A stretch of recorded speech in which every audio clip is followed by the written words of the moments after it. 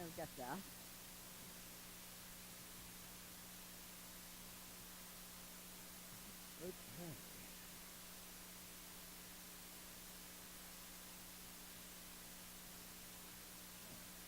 Okay.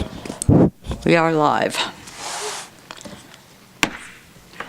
I'd like to call to order this meeting of the Truckee Town Council for October 23rd, 2018. And could we have the roll, please? Your mic.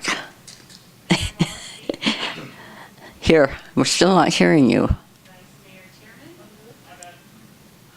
Councilmember Abrams? There you are. Councilmember Goodwin? Here. Councilmember Flora? Here.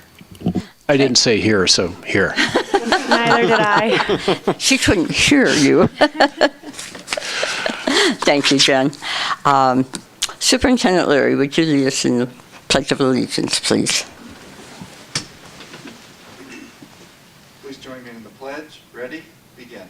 I pledge allegiance to the flag of the United States of America and to the republic for which it stands, one nation, under God, indivisible, with liberty and justice for all. Thank you, Rob. Okay, this is the time for public comment. If you wish to address this body on anything not on tonight's agenda, please step to the microphone, give us your name, and you've got 3 minutes. Hi, I think you guys know my name. I'm Susie Tarnay. Just want to make a quick comment about the Town of Truckee Public Service Center Phase 3. So that came up last week before the Planning Commission. It's a 10-year-old plan that is just coming up now and coming up on November 15th due to a CEQA exemption change. It is due to start construction in the spring of 2019. It is garages to house our town heavy equipment.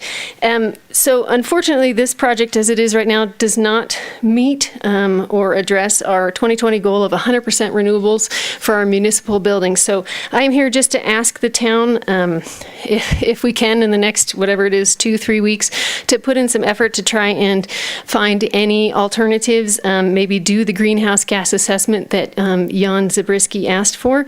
Currently, the buildings are heated with natural heat. There has been some efforts at increasing efficiency to meet some requirements of the, I think it was LEED Silver requirements, and there may be a possibility of solar panels on the site, but that is with a different project. So again, I'm just asking for the town to please consider amending this plan and doing further research to help compliance with our community-driven goal. Thank you. Thank you, Susie.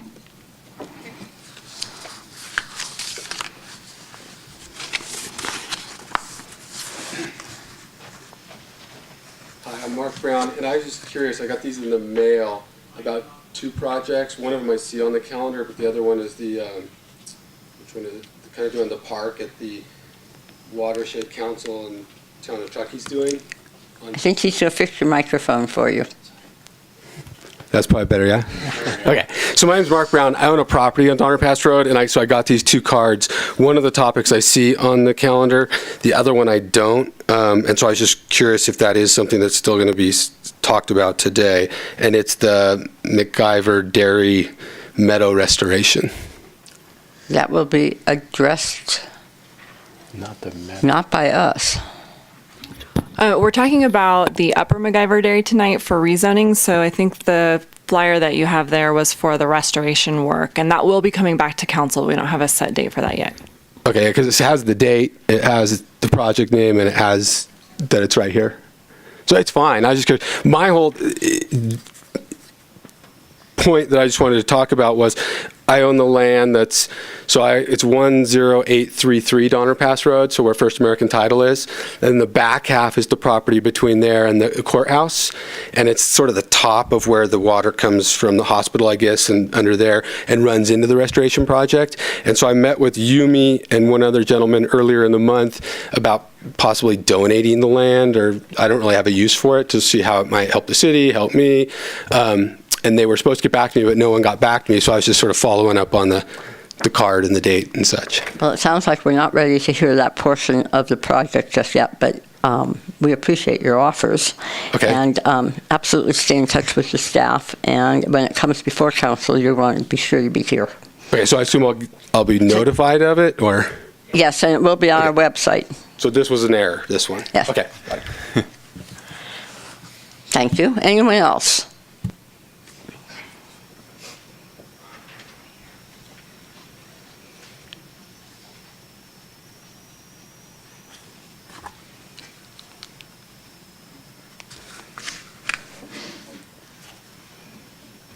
Is that on? You want to pull it down just a little bit so you're speaking into the microphone. You can't break Is it. that It's okay. Is that okay? Yes. Okay. Hi. My name is Clarence Oddbody Angel, second class, and I live at the Truckee Donner Senior Apartments, and I do Christmas for the low-income seniors there.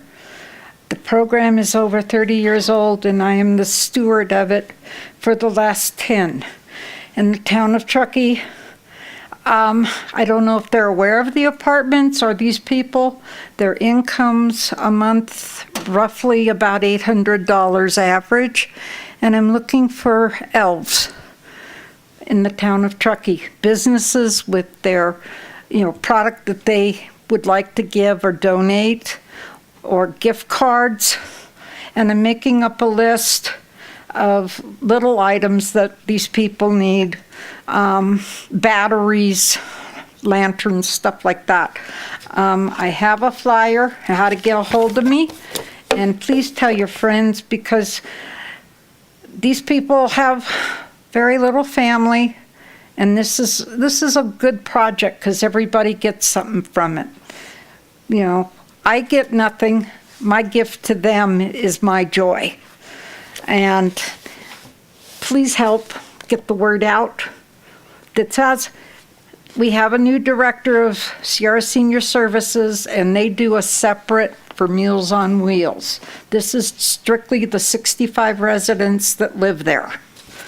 And here's a flyer, so if you would like the information, pass it around, City Hall and stuff, and call me or email me, and I'll match you with somebody, and you'll have a lot of fun.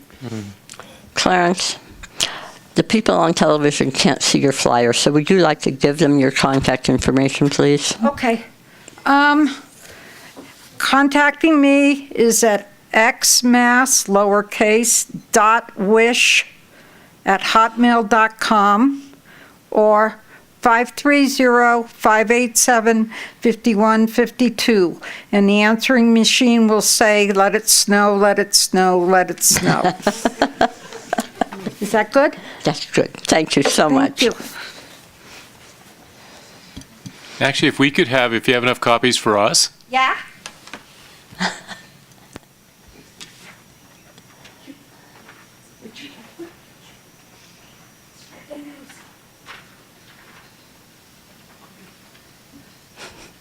Anyone else wanting to make a comment? Judy will take them and hand them out to us. Anyone else? We will close public comment. We have one presentation tonight, and Galen Larson, who is a trustee for the Tahoe Truckee Unified School District, is going to give us a presentation on Measure AA. Galen?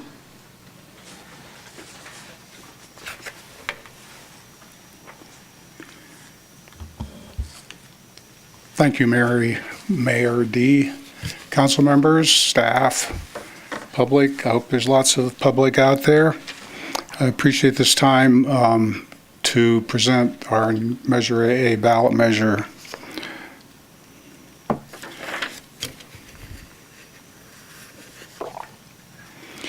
Measure AA ballot measure is a renewal, hopefully a continuation of our current Measure A. Measure A we've had for 7 years, and it's supported a lot of additional programs in our school district that wouldn't otherwise be funded by the state or any other area. I think this is a quiz for board members who present this. So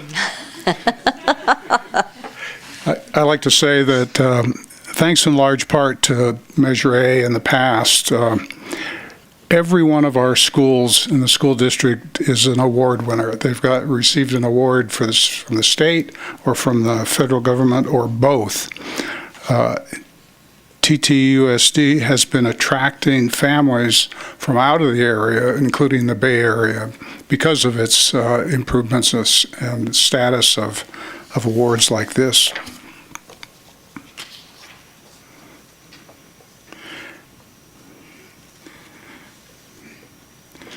So as I said, this is on the ballot to continue our funding, and it would continue programs that have not been funded by the state. Most of the public schools in California don't have this opportunity and don't have many of these programs. It'll allow for continued sorry, my eyes aren't working so good.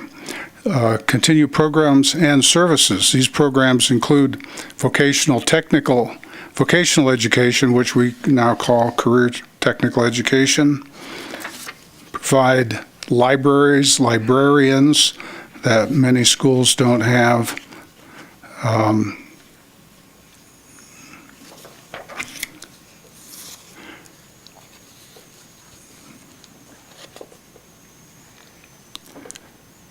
advanced placement classes, advanced placement physics, chemistry, mathematics. We had a number of advanced placement classes, but with Measure A, we've increased those, and those seem to have been very effective in helping our students get into some major colleges.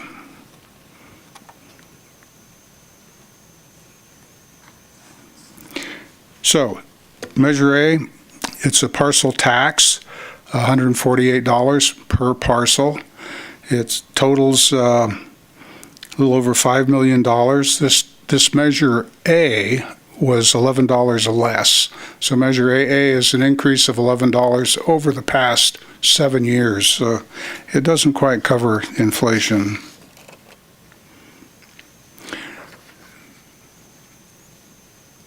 These categories are programs that are funded by Measure A, hopefully Measure AA. And I'll point out counseling and nursing services are actually quite rare in a lot of our public schools. And we're fortunate in being able to have both of these, which have provided big help for our students.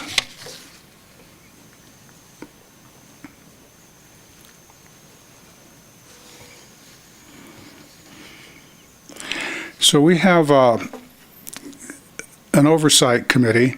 It's made up of community members. The chairman of the oversight committee is a community member. It's got some of our principals participate, teachers and community members, and some of our staff. These people are amazing. They meticulously assign dollars to each category and each school based on enrollment in those schools. They do a phenomenal job.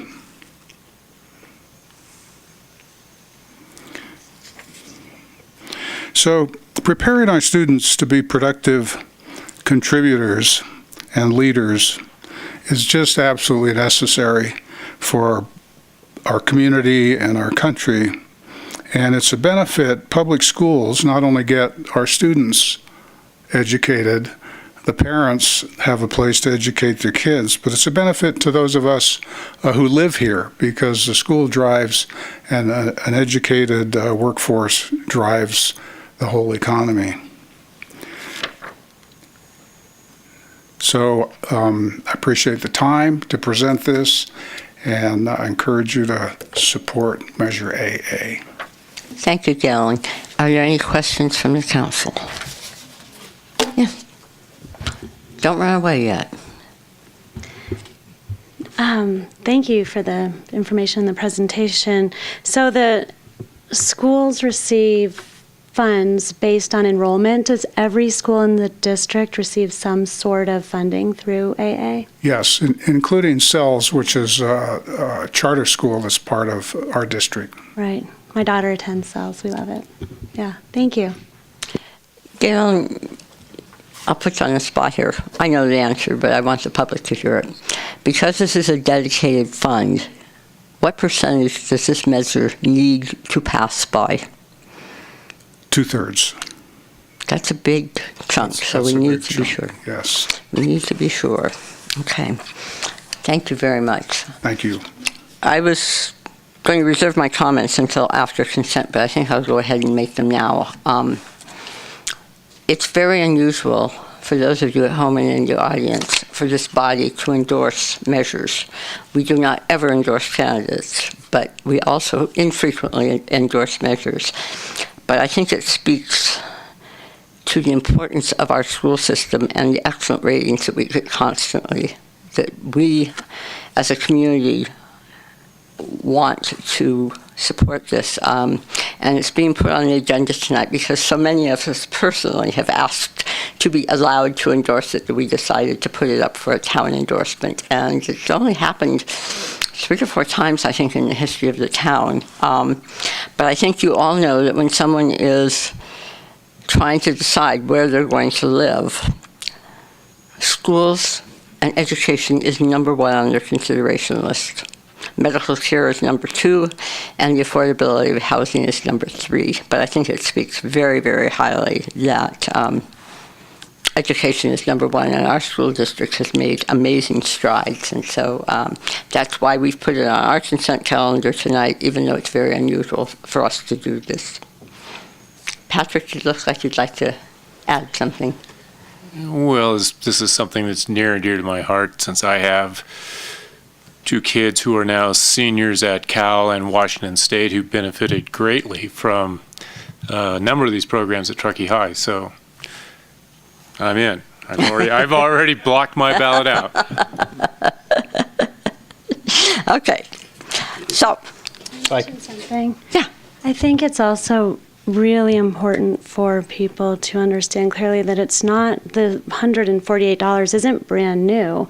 It's just a renewal. So it's already been there. It's an $11 increase. So it's not like you're adding in a brand new $148 per parcel. It's just continuing what's already been going.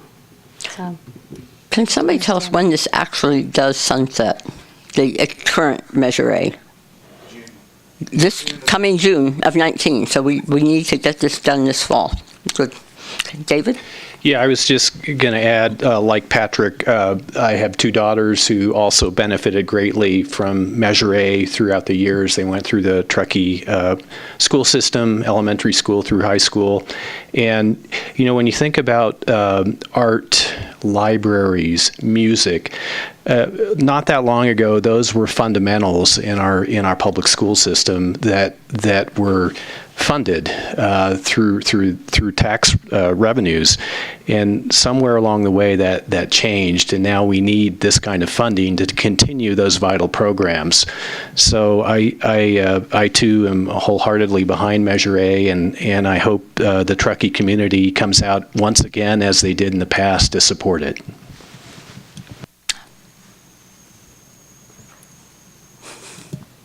I agree. I think we know where this vote's going. Thank you very much, Jalen. Okay, on to regular business. Before we start on business, there are 2 changes on tonight's agenda. Staff has requested to pull 7.4. Kim, I believe you're going to address that. Yes, thank you, Madam Mayor.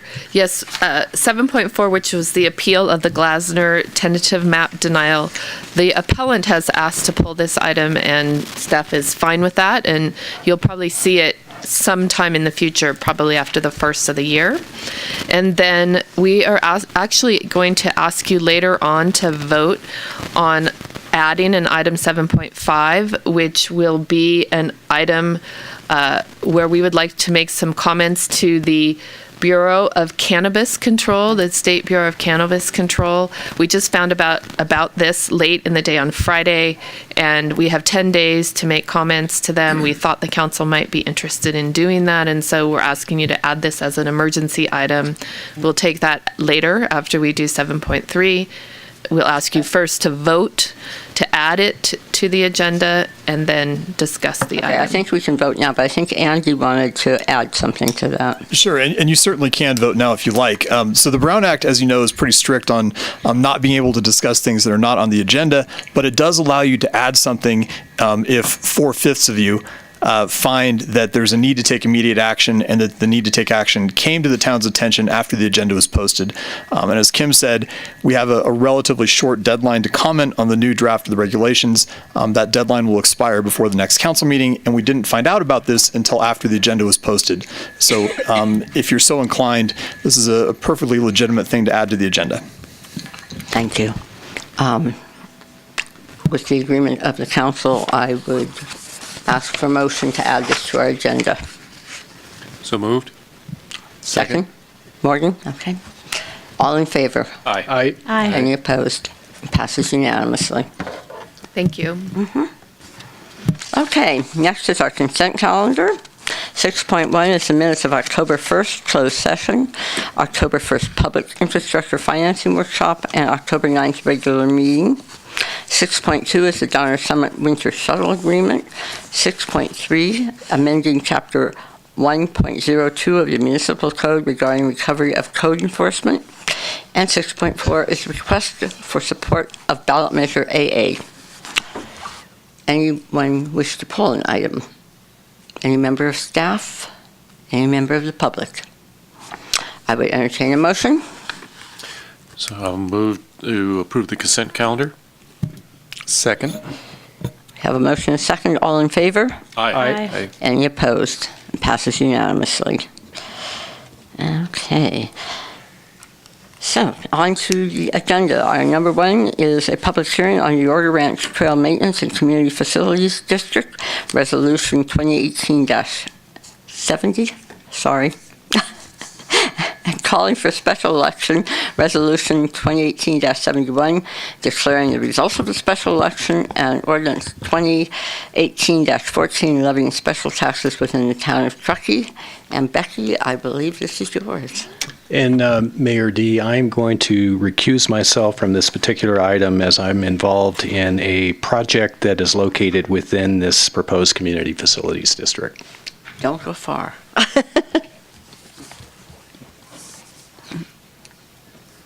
Okay, Becky. Thank you. And I apologize for the long subject on this item.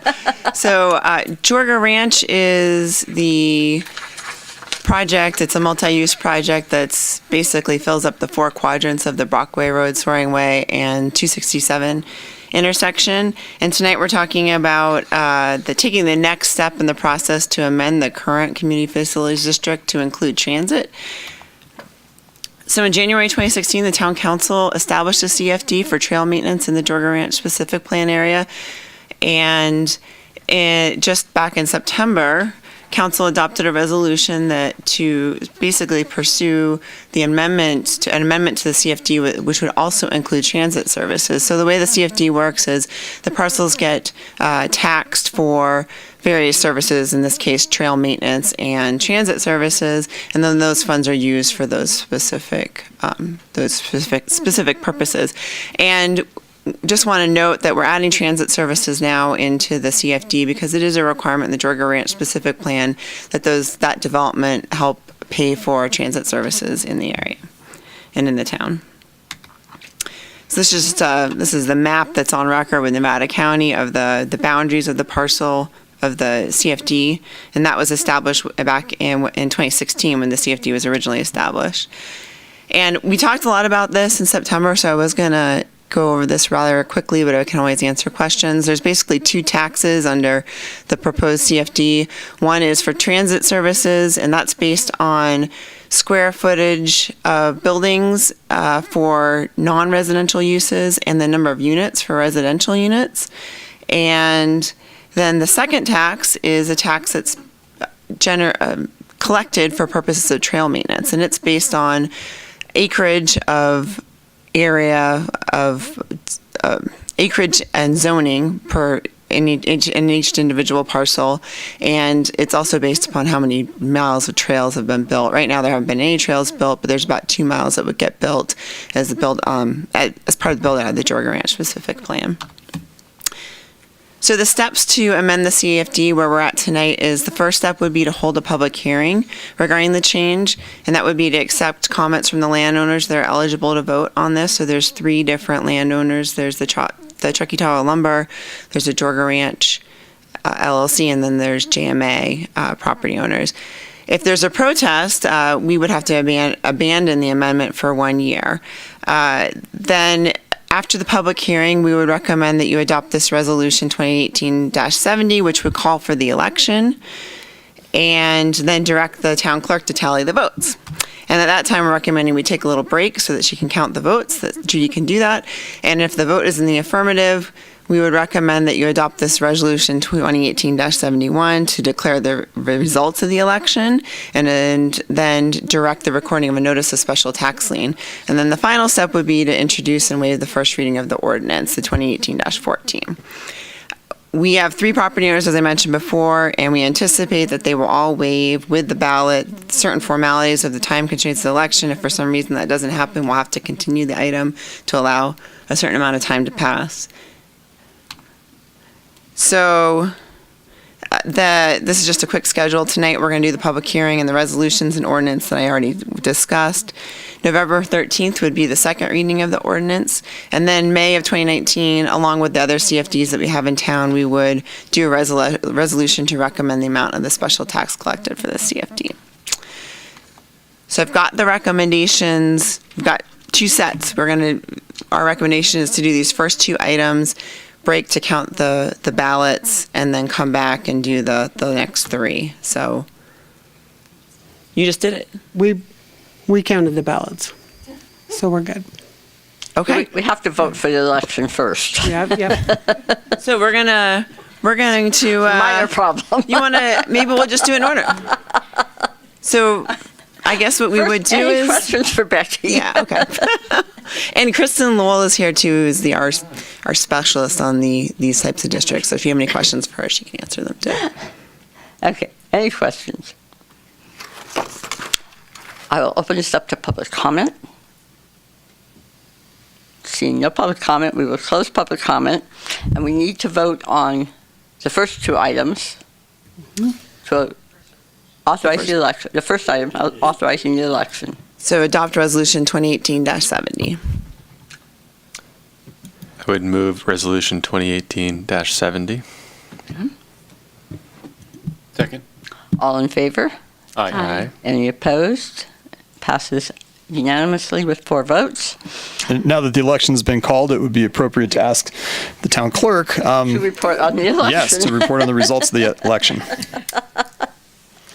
There were 3 ballots mailed out. All 3 were received, and all 3 are in the affirmative, so you have 70 votes in favor. Thank you very much. Okay, now we need to adopt 3 more measures or take 3 more actions. I would move resolution 2018-71, declaring the results of the special election. You can group them. The first reading. You can group them. And directing recording of notice of special tax lien for Community Facilities District number 2015-1. And direct the recording of the notice of the special tax lien, and introduce and waive the first reading of ordinance number 2018-14, levying special taxes within the town of Truckee, Community Facilities District number 2015-1. Second. All in favor? Aye. Aye. Any opposed? Passes 4-1. Okay, David, if you can hear us.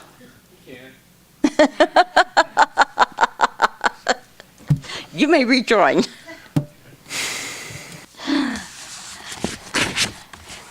While you're walking up, we'll give Erica a minute to get ready for her presentation. Thank you, Becky. Thank you, Judy. Okay, 7.2 is the staff report on a solid waste ordinance update. Erica?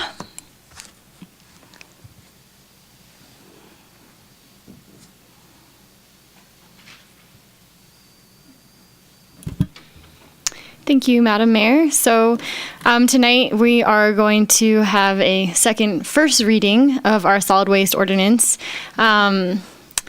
Since we came in September, we have had a couple new interpretations of the state law. So we are going to basically align our ordinance with the state law. But just as a reminder, when we brought this in September, when Jillian presented then, the purpose of the changes to the solid waste ordinance was to make sure that the new franchise agreement services was correctly updated within the ordinance itself, and also to make ourselves compliant with state law. So the major change to this edition of the ordinance is the mandatory commercial organics requirement, and that is that there's now a second threshold, which is any Truckee business producing 4 or more cubic yards of solid waste and half of a cubic yard of organic waste per week must have an organic subscription starting January 2019. So the difference is the addition of the half cubic yard of organic waste. And what that really means is that we'll prevent small generators from having an unnecessary food waste service, because previously it was any business over 4 cubic yards, and now it's any business over 4 cubic yards and would basically fill up an entire container of food waste. So that's the update that we've made. And then just to summarize the other, briefly, what we already talked about in September, we will have a mandatory commercial recycling requirement. So any business must recycle.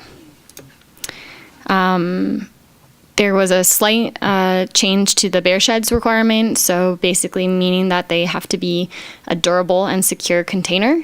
Previously, we didn't really have any type of requirements on bear boxes, just now they must be made of a solid material. And then as a reminder, the enforcement is going to mostly be complaint driven. Any first violation will be a warning, and second violation will follow our standard enforcement procedures. And so our staff recommendation is to introduce and waive the first reading of Ordinance 2018-11. Thank you, Erica. Any questions? Patrick? Just a couple quick ones. Jessica, on the half cubic yard of waste, is that state driven or is that town? That's town driven. There is a particular exemption section in the state regulations that we are able to apply, and so it's kind of both state and town, I guess. Previously, we weren't really seeking exemptions, so to speak, but after further review and discussions that kind of surfaced with CalRecycle, which is the state agency that oversees this law, we recognize that we are able to apply this exemption, and that it actually will help it will be the greener option, because we won't have TTSD driving around to pick up near empty carts, because it would require many retailers who maybe just have like lunch scraps to have a service. And so we would have additional trucks driving around emitting GHGs to pick up almost nothing. Do we know, are there any businesses that generate more than the half yard but don't get to the 4 yard of the cubic yards of their solid waste? I'm just wondering if there's any, is there a loophole here for those that generate more organic waste that might not be required to compost it? That's a good question. I suspect not, but it's possible that there's like a couple small coffee shops maybe, but those are probably the only food services related businesses that are under 4 cubic yards. But most of the food services are generating a lot more than that. Yeah. And just sort of FYI for me, there's light at the end of our solid waste tunnel. we're very close. Okay. Martin? I do have one. If those businesses wanted to compost food waste, do they have an option to, even if they're not required to? Yeah, certainly. So the option is still there for any business to subscribe to food waste services, organics collection services. It won't be necessarily mandated by our ordinance. We'll open this up for public comment. Please step to the microphone.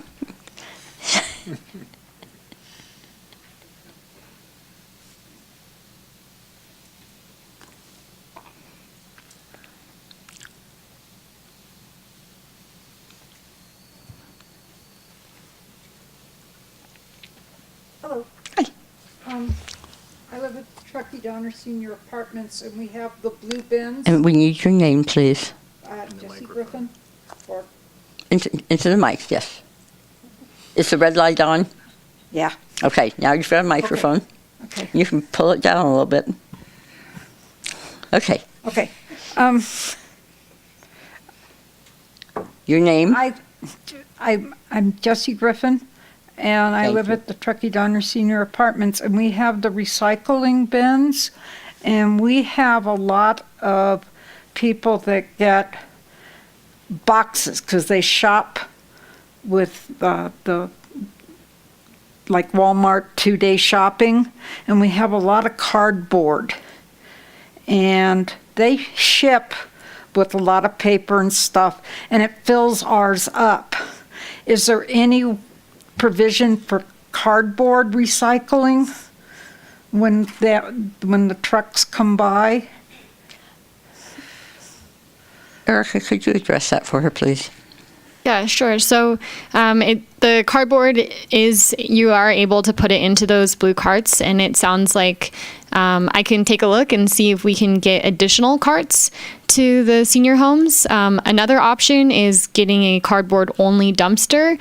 And then the third option is there are 2 free drop-off locations for cardboard. One is actually here at Town Hall, so just behind at the very back of the parking lot. And the other is the Nevada County Sheriff's Department.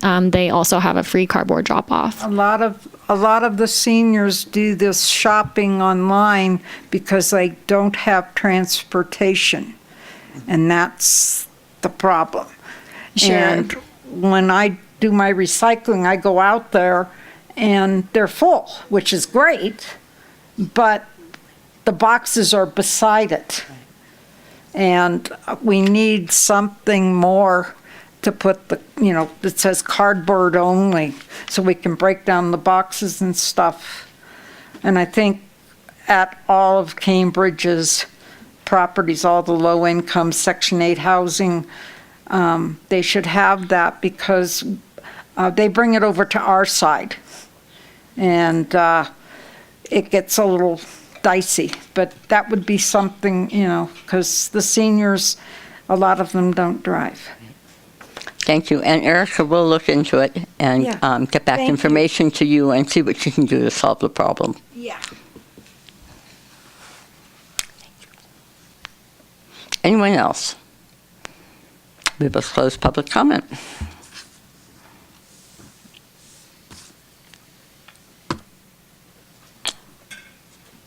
Do I have a motion? Do we have discussion? Well, if there's no discussion, then I will move that we introduce and waive the first reading of ordinance 2018-11. Second. All in favor? Aye. Passes unanimously. And Erica, just as a comment, you might ask the solid waste people to look at the sheriff's department container much more frequently. It is usually full, and people are leaving things on the ground, but it's full a lot. So I don't know if it's being commercially used or what, but they might want to change that a little more often. Town halls was empty this morning when I. Oh. Well, we know people use them then. Okay. Our next item is a public hearing on 2014-2019 housing element implementation, rezoning of the Upper MacGyver Dairy, APN 19-460-42, 10161 Levon Avenue, and Yumi.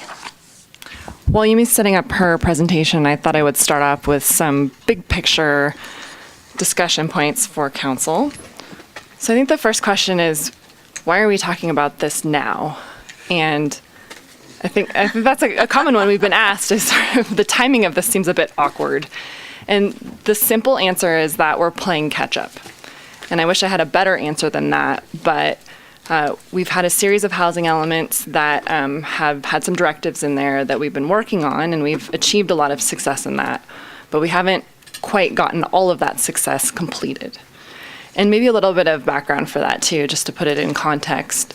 So just like our own community, the state equally has identified that housing is a complex issue that needs to be addressed really at the local level as much as what the state wants to see happen at sort of a state level. And we've all seen how that's been applied. That comes to us with our regional housing needs allocation. So we've been working with those types of numbers for several housing element cycles.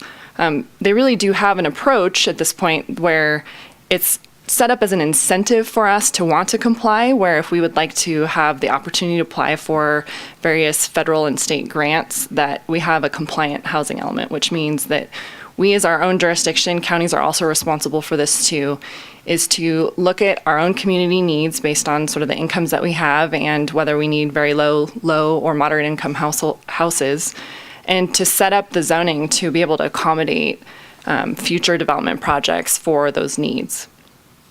We've had some success with that. We've had some projects built, and we've also changed zoning in areas to allow for higher densities. But again, because we got behind, we're in this catch-up mode now where the state graciously has said, okay, we recognize that you've done some good work, but we want you to finish this out. So that's reason number one why we're talking about this now, is that the state's given us until December, you mean? December, to play catch-up.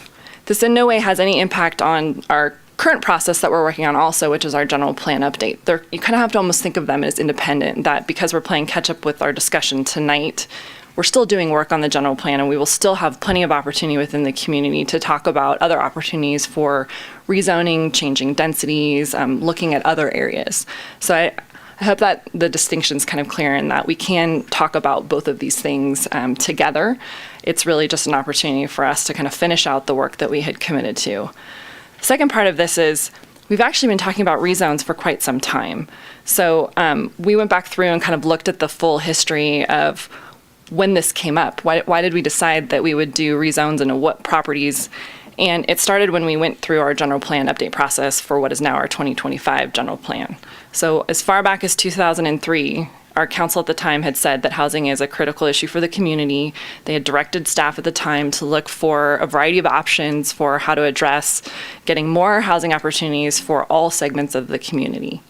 And one of the ideas that came out of that process, and in conjunction with working with the state, was to do rezones where we kind of did a site-by-site assessment, figured out what areas were being underutilized or had opportunity for future development, and we set those up in our general plan.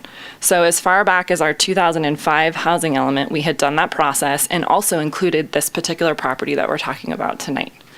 So it may seem new because it hasn't been kind of at the forefront of community dialogue for recent discussions, but in reality, the council and the community in the past had been looking at this among other sites as areas for potential future housing projects. So as part of that, I want to say too that we are also continue to be under a timeline in that we have to start our next housing element update and be finished with it by August of 2019. So this is sort of a critical time point for us to be able to finish out our obligations that we had already made to the state and then start the work that we need to do for this next round of housing element update. The good news is that with this next round of update, we're going to move to an 8-year cycle, where right now we're under a 5-year cycle. So that gives us a longer time frame to kind of address the housing needs allocation that the state gives to us. So there's some benefit there. And one last thing that I'll add before Yumi gets into kind of the specifics of all the requests that we're asking you to take action on tonight is that we are working on the House Truckee First strategy. We do tentatively have a date set for that to be November 29th to have our first workshop. That is an opportunity to have these discussions about where we would like to see additional housing opportunities. So again, many balls in the air as far as what the Planning Division is working on, and we do want to meet all these expectations, which is why we're here in front of you tonight. Thank you. Yumi? So yeah, what she said. So I'm going to go over some of the same things that Danielle went over just to reiterate. A little background: in 2005, we had a housing element. In 2006, we adopted our current general plan. And then in 2007, we adopted our next housing element, which is considered the fourth cycle. And then in 2014, we adopted our current housing element, which is considered the fifth cycle. And like Danielle said, this particular site we're discussing today has been in all three of those housing elements as an identified candidate rezoning site. And as Danielle said, this is a separate item from our general plan update, which it's a little bit awkward, but we need to get this housing element, this current and previous housing element, in compliance so that we can move on to our next housing element, which is due in August. And as Danielle spoke about the regional housing needs allocation, every housing cycle we're required to meet a certain RENA requirement, and each jurisdiction is required to rezone a certain amount of sites to meet a certain amount of housing density within their community. It's a state mandated process. Every jurisdiction is allocated a certain amount. So because we didn't meet our RENA requirements as part of our fourth cycle housing element, so the last housing element, the state required that we carry over the RENA numbers to our current housing element. To be considered in compliance, we were required to adopt this program, H1.1.1, which identifies which sites can be considered to be rezoned to meet this requirement. These are the only sites we can consider to accommodate this requirement based on the state's requirements. Thus far, we've completed the rezone of Jorger Ranch with the adoption of PC3, the specific plan for PC3, and the Barcel property, which is for Coburn. We did that in conjunction with Coburn Crossing. So right now, we've met the need for 245 units, and of the 302 units that we were required to meet for our fourth cycle, to be in compliance with our current and previous housing element. Additionally, as we were happily going along rezoning sites as we saw necessary, in 2017, there was a 2017 state housing package that was passed, and as part of that, AB 72 clarified the state's authority to enforce housing element law during the mid-planning period. Previously, mostly it was just based off of when your housing element was reviewed for compliance when you adopted a new housing element. Now, because they're given a little more authority and they can call you and to ensure compliance with your current housing element. And since we are actually out of compliance with our fourth cycle planning housing element, there's additional concern from the state on our behalf. So the consequences from this Assembly bill was that compliance of our housing element could be revoked if we're not accommodating our requirements. We could be no longer eligible for state and federal grant opportunities, which as staff, we feel that that's one of the biggest components. It doesn't just relate to housing grants, it also relates to any grant, Caltrans grant or any other grant that any other non-planning division would be requesting. And then there's the potential for notification to the Attorney General, and the most extreme example would be that they could sue the town. We have been receiving phone calls from HCD, and they are closely watching what we're doing with our rezone process currently, and they're requiring that this be completed by December. So today we're talking about one of the remaining sites, Upper McIver Dairy, which has been in all three housing elements as an identified site. It's located above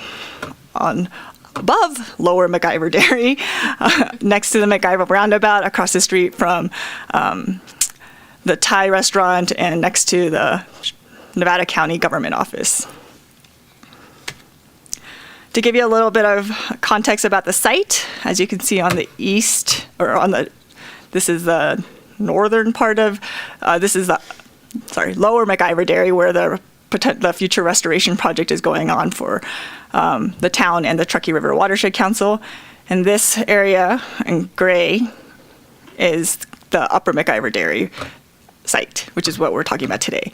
And it's important to note, since in 2016 we obtained this portion, or the town, which owns this portion, obtained 2.1 acres from the owner of this portion as an open space exchange for the Pioneer Commerce Center. And that exchange was completed in 2016.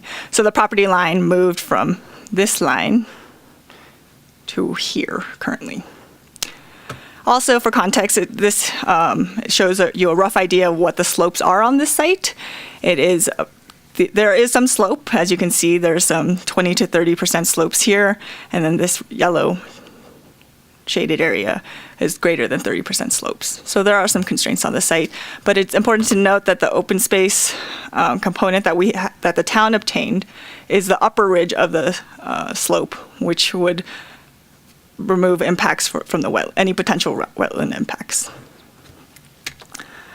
And then I just wanted to show you a quick conceptual plan of what is happening or potentially happening on the McIver Dairy site, the site that the town owns, which shows the wetland restoration area, a proposed flood hill. This area down here is the upper McIver Dairy site, and there's some passive recreation areas that we're potentially going to talk about in the near future. And this can be a discussion point for later. And just for clarification, I guess I didn't show you here, there is an access easement off of Lavon that accesses the site. It's a 60-foot access easement. That's why the address is off of Lavon, and that's the parcel map. For density comparison, this might have jumped the gun a little bit. Today we're talking about rezoning the site to RM18, which is 18 dwelling units per acre maximum. Just for your knowledge, Coburn Crossing, which is a recently approved project, they recently subdivided their site, as you can see on the bottom left, and that's a 138-unit apartment complex on a 7.86 acre site, and that's approximately 17.56 acres. Frishman Hollow, which is a already constructed project, that they were approved and built 32 units on a 2.24 acre site, and that's approximately 14 units per acre. Just for a big picture discussion, sorry for the crude drawing, but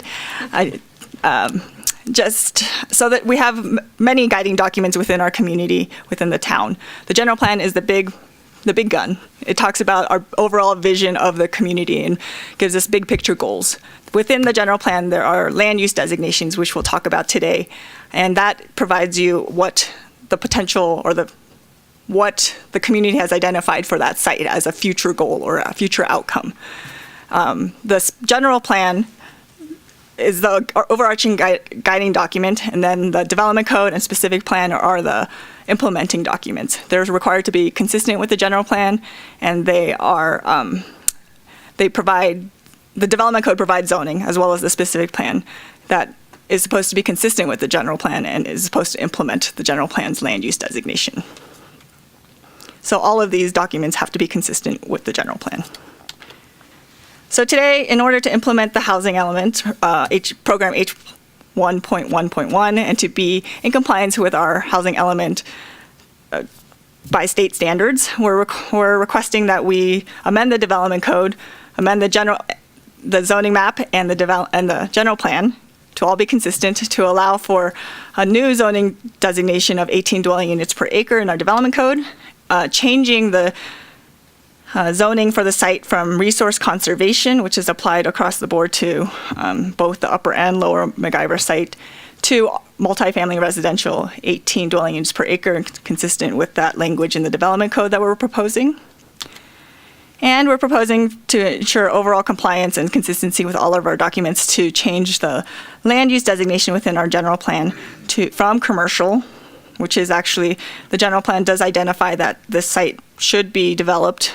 I believe that the general plan assumes 60,000 square feet of commercial retail space or commercial space within this site. And the commercial designation also allows for 12 dwelling units per acre for standalone projects. But changing that to be more consistent with what we're proposing, what is required in the housing element and what is being proposed in our development code amendment to high density residential 16 to 18 dwelling units per acre. And changing the configuration of the land use designation to follow parcel lines, since it hasn't been changed since we obtained the land from the property owner of Upper MacIver. And then for a minor change for the general plan text, we are proposing to change the maximum density range to 18. So these proposed amendments will bring us closer to the commercial land use designation, even though we're changing it. The commercial land use designation did identify development on this site. It would be consistent with the housing element for 2014-2019, as well as the previous housing elements, 2 housing elements. And then it is important to note that we did pursue this rezoning in 2009 with our original town planner, but found that to be necessary when we did meet our RENA requirements at the time. But it was something we pursued, but we didn't meet. We were able to meet our RENA without pursuing this amendment. So we did do environmental review for this these amendments. So in 2005, we certified a program EIR for the current general plan, which looked at the overall impacts as a whole of the policies in the general plan on the town. Of course, you can't look at very specific impacts since nothing has been proposed through the program EIR. So we require every project that comes through the town, big or small, to go through CEQA.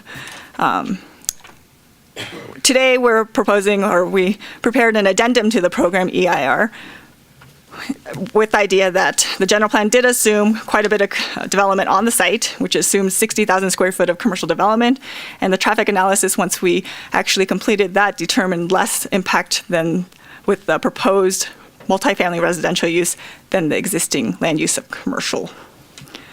So just to reiterate, when a new project comes in, if a project comes in on the site, it will still be required to go through environmental review. It will still be required to comply with CEQA.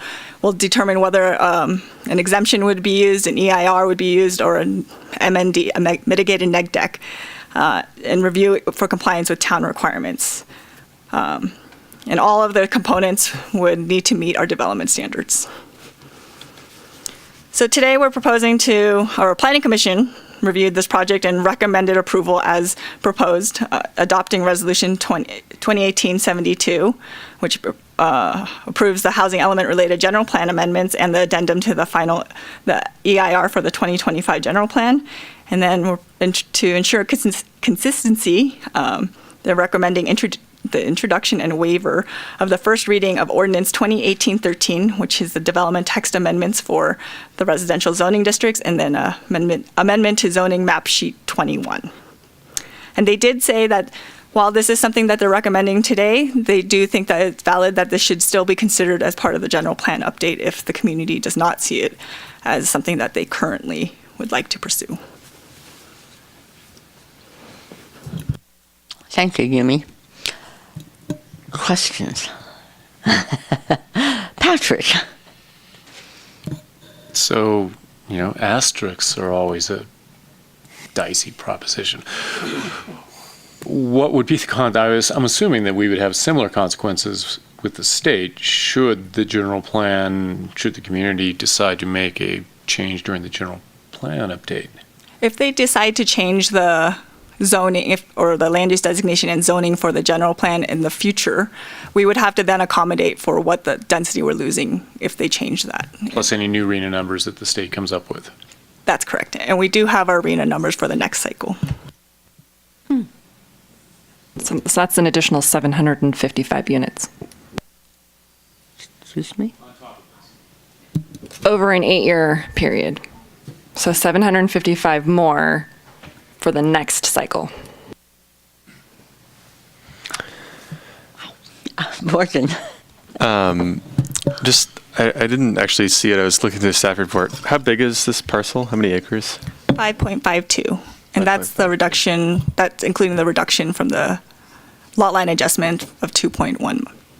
So it's essentially five buildable acres, more or less. And there's no additional buffer from the highway on the parcel? It is located in the scenic corridor, and that would require a 100-foot setback unless a special request from the applicant is made. Great. And so if I get this right, the state is being critical of the town of Truckee for not having enough land that is zoned to allow low-income housing, just to be very high level. I don't know if critical is the right word. I think They're telling us to do more. Yes, and I think that and I think that they're getting more rigorous in their pursuit. Yeah. And in terms of consequences, if for some reason, if the council was not to sort of comply with what the state is asking, what would be the repercussions? Our housing element would be deemed out of compliance likely. We would then not be eligible for state and federal grants, which I believe would be the most dire of the consequences. And then the town, I believe, would pursue other options to see if there are other remedies. We could potentially be sued. There's that. Well, and to put it in real terms, too, I mean, we do have a CDBG grant application that we're going to be working on in the very near future for the Sierra Village apartments. And that's been one that we've been trying to work on for a while. So that does have a real immediate time frame to it. Great. Thank you. Jessica? So if I understand correctly, currently there's no project on the table to be built on this land. We're just changing the zoning. That's However, okay, thank you. So if there were to be a project built, and just looking at some of the public comment we've received, have we considered the impact of, for example, severe tree removal, erosion and damage to the wetland, all of these repercussions that may follow a project coming into play with this new zoning?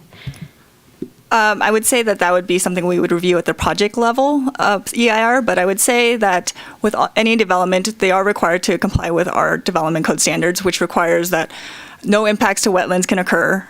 And I would say that because of the topography of the site, now that the town has obtained the ridge of the property, the likelihood of impact towards the wetlands is minimal. I would say that any drainage and runoff for the project site is required to stay completely on site for any development code changes. And as for tree preservation, we do have a tree preservation ordinance within our development code, but I would say in any development in our community, there is some amount of tree loss. Right. And then, is it possible, or does it make sense to have and I don't know if we can even do it, but have the zoning be deed restricted so that it's for lower income, or so that we can gear it towards the members of our community who really need the housing? There's not really a way to do that via the zoning. For one thing, there's no nexus, which means there's no legal connection. There's not really a way to get there. But I think that if there's a project proposed for the site, we would, of course, be interested in making sure that the housing is available for the people who need it most. And we'd have to talk to the applicant. There might be something we could work out as we did with the Coburn Crossing project. Right. Okay. So that's something we would address in the future. It's not something that's on the table for right now. Okay. Thank you. Quick follow-up, if I could. Sure. So correct me if I'm wrong, but the state, our arena numbers are really strictly a zoning tool. We are not required to, in fact, build these, but to have the zoning in place to allow it. I mean, I know that's a distinction, but it's kind of an important one. That's correct. I could foresee also, though, at some point in the future, the state's going to kind of crack down on that a little bit more and have higher expectations about us, actually satisfying the requirements. I think, our perspective really is that we do want to be able to provide housing for all segments of the community. And so even as we had discussions about our current RENA allotment with our fellow jurisdictions who are in our region, some other jurisdictions had discomfort with the numbers because that wasn't consistent with their character. And we said, our goal is to make sure that we can house our people, and this doesn't seem unrealistic for us to be able to do that. David. Yeah, I've got a number of questions. So one of the things I've sort of had a struggle with reconciling is the existing land use designation of commercial, yet the zoning is resource conservation. I have a hard time reconciling that and how that happened. So maybe this is a bit of a historical question, if you have any background on that. Danielle might be able to jump in a little more, but I think in 1996 it was zoned resource conservation and the general plan was designated as resource conservation. So it was consistent at that time. In 2005, when it was determined that we needed to meet some RENA numbers, we amended the housing element to include this site and also identified that the general plan needed to be amended along with the housing element at that time. So at that time, the housing element, the land use element was amended to change to commercial. And then when we adopted our general plan in 2006, that was incorporated into the general plan. So, but then since then, we haven't implemented our housing element. So then there's a disconnect between our general plan and our housing element currently. Our housing element and our zoning. And I think the commercial land use designation was developed out of recognition of proximity to the hospital, and that was the most flexible zoning that could be applied at the time that both accommodated potential future expansion of the hospital if they were interested, and also housing. Okay. And then the site appears to be relatively landlocked. There's no access from Interstate 80. And there's no access from Donner Pass Road. So the only access would be off of Levon Avenue. And even then, when you go out there, it doesn't appear, it's hard to see where an access would occur. But you were saying okay, there's the arrow. All right. Thank you. And then in terms of the potential risk to our ability to apply for grants, either state or federal, are those only grants that are related to housing, or is it applicable to all grants that the town might apply for, trails, everything? Like I said, because the state's gotten savvy and have kind of understood that they have this as a carrot, there are more and more grant applications that are coming across our desk from everything from climate change to Caltrans applications that have a box that say, is your housing element compliant? Some of them are structured so that you have to be compliant to apply, and some you get extra points if it is compliant. But more and more now we're seeing a variety of different topics being addressed with these grant applications where it's really geared towards being compliant just as a standard. Okay. All right. And then on the environmental impact report amendment, originally the environmental impact report was done with the general plan update back in 2006, and there was a third-party outside consultant who did that. In this instance, the town is doing its own EIR amendment, not an outside consultant. Can you talk about that and why that would be considered acceptable versus having a third party do it? So the addendum to the environmental EIR, the secret guidelines require that an addendum can only be used when there is no environmental impact or there's no significant change from the original EIR. Mm-hmm. So we're making that determination. We're making that determination. And based on the review of the general plan EIR, which was an exciting research challenge, I would say that the general plan identifies that for the most part, the project level EIR or environmental review would be the ones that would mitigate the environmental constraint or the environmental impacts. I mean, in a nutshell, an addendum is a relatively minor CEQA document, and I think that we've historically done those in-house because it's just a very small amount of work. It's just not necessary to hire a consultant to prepare an addendum.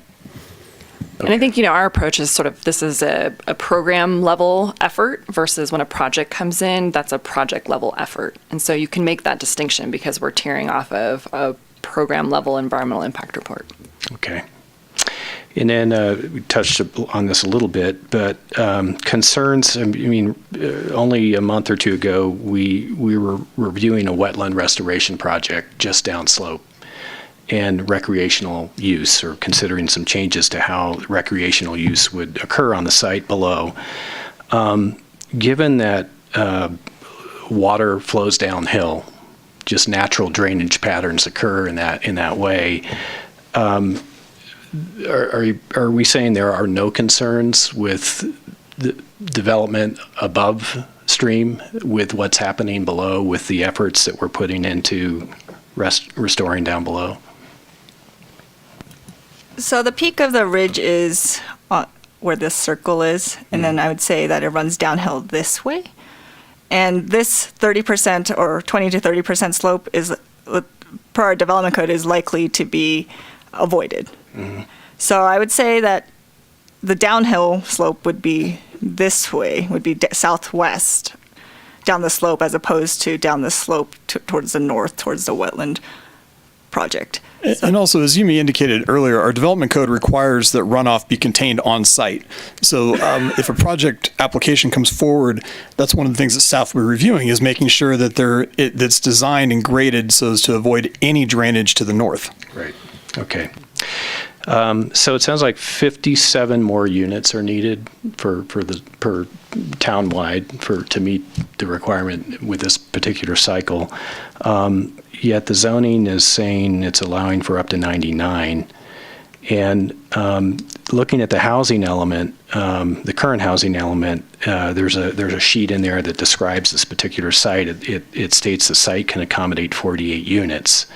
So why is there such a big discrepancy between what the housing element is currently saying, 48 units, versus what we're putting forth in the report as 99? And why 99 if we're really needing 57? So I guess what I'm getting at is there a way to, limit the amount of potential development that could occur up here to what we truly need versus going over? So I'd say the housing element did some very high level review of what they thought, or we thought, could be developed on that site. The State Department only requires that we rezone a certain amount of acreage times the 18 dwelling units per acre to meet that 302 unit shortfall. I would say that it's likely that this site could be developed at a lesser density, but I would say that it could also, we don't know, it could also be developed at a higher density if a much more compact development than we traditionally see in Truckee is developed on the site. So there is potential for a large project with lots of density on the site, and we don't mitigate that or require lesser density on all projects in Truckee. Just oftentimes it happens because developers request that. So I would say that we are required to look at the maximum. I mean, that is what we would allow if a project came in and showed that I could check all the boxes of our development code and meet the 99 units, then we would likely say it's complying with our density requirements. But I would say that there is potential that because of the location and the slopes, perhaps somebody would come in with a lesser density, saying that there are site constraints on the site that a development at the maximum density can't be built at too. David, could I jump in on that? Absolutely. Yumi, wouldn't it,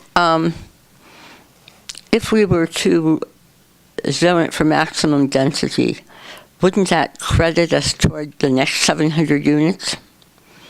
If we're ahead of where we need to be, does that then count toward the next? Because we're going to have to find location for 700. So if we have, say, even 20 more, that would reduce what we're having to come up with for 700 more units, or that only counts in this RENA cycle? I believe it would be carried over to the next cycle, or to, I guess, this current cycle we're in right now, since we're trying to meet the previous housing element cycle. So yes. And I would also like to note that the 18 dwelling unit number, that's a requirement by the state because we were out of compliance. Oh, so they raised it because we were out of compliance. Okay. Thank you. So the overlap then, if we're going to general plan update, housing first emphasis, and the next housing element needs to be completed by August 2019. So that means there'll be a lot of focus, a lot of work up front in the beginning of 2019 to get this done.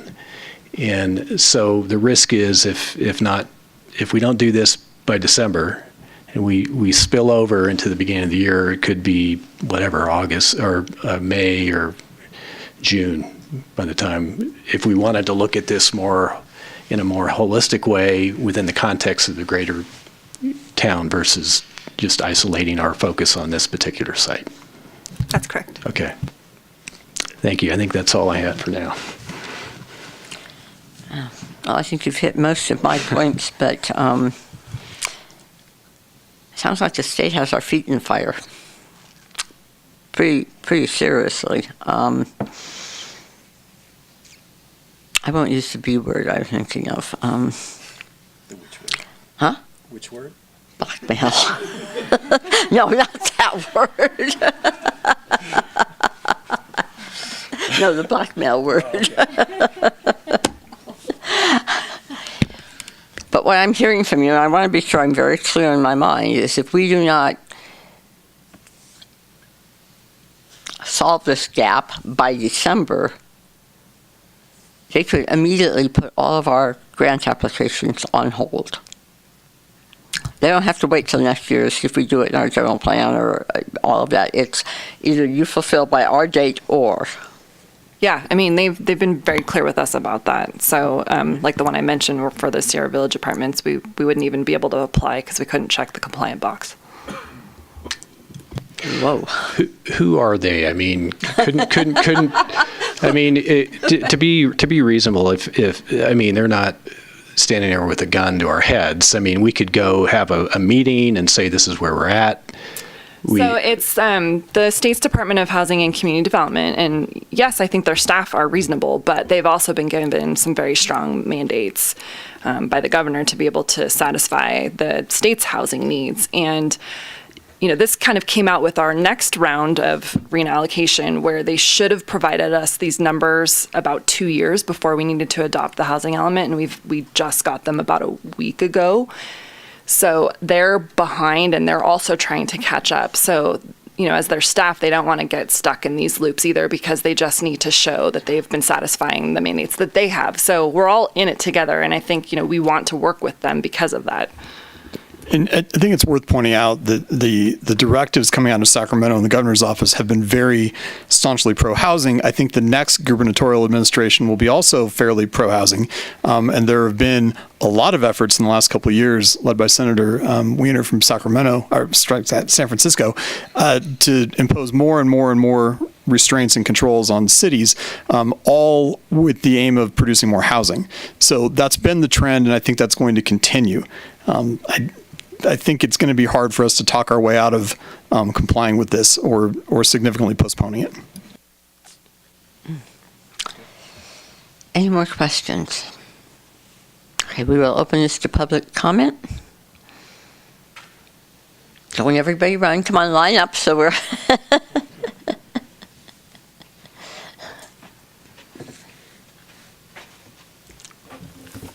Hi, thanks so much for listening to us tonight. I'm Susie Tarnay. So I do want to start my little comment with the direct quote from the staff report, that the Planning Commission thought that the rezone should be considered as part of the larger general plan update.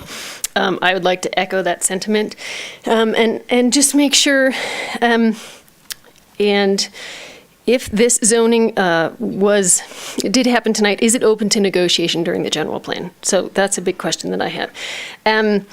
Then just a couple other things. As a side note, I would like to say, as I was at the library today, no one there had any idea that this was a possibility. There needs to be more community outreach to neighborhoods actually affected by this. And then further concern for me is about the air quality for this high density housing. So 2 articles in the LA Times, December of 2017, March of 2017, talked about, for more than a decade now, state air quality officials have warned against building homes within 500 feet of freeways. This induces higher rates of asthma, heart attacks, stroke, lung cancer, and preterm births. So I understand understand that we need affordable housing, yes, but we need quality of life as well. So we're trying to promote young families and those invested in our outdoor resources to be able to live here. And please look into mitigation measures as a part of this rezone or as part of projects coming up for this if we are going to put people within 500 feet of the highway. Thank you. Thank you, Susie. Good evening. My name is Nikki Riley. I'm a 20-year resident of Truckee. I'm here tonight to express my concern over the decision you are all being asked to make regarding the upzoning of the McIver property. From a short-sighted perspective, it may make sense. We need housing, and this will satisfy the non-compliant housing element. Unfortunately, this decision has a tremendous amount of long-term impacts that must be assessed before a decision is made. I believe there is a reason it hasn't been rezoned since 2003 or when it was on the table, because there wasn't community support, as you saw with the map letter. Here are my concerns. There are no guarantees that the property owner will even build low-income or workforce housing. The only guarantee is an automatic windfall in the property value arena. A site zone resource conservation has virtually no allowable development other than 1 unit per 80 acres.